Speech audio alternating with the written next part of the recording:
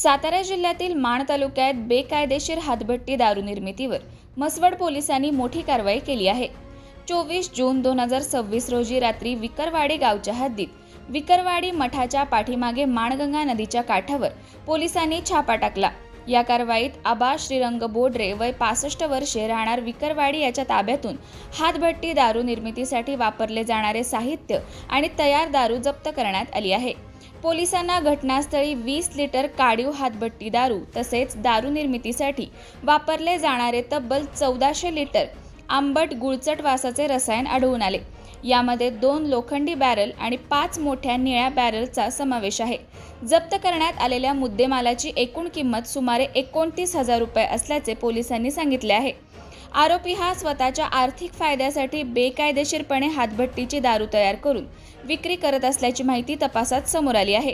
या प्रकरणी म्हसवड पोलीस ठाण्यात महाराष्ट्र दारूबंदी अधिनियमाच्या कलमांतर्गत गुन्हा दाखल करण्यात आला असून दारू आणि रसायनाचे नमुने रासायनिक विश्लेषणासाठी पाठवण्यात आले आहेत। या प्रकरणाचा पुढील तपास म्हसवड पोलीस करत आहेत।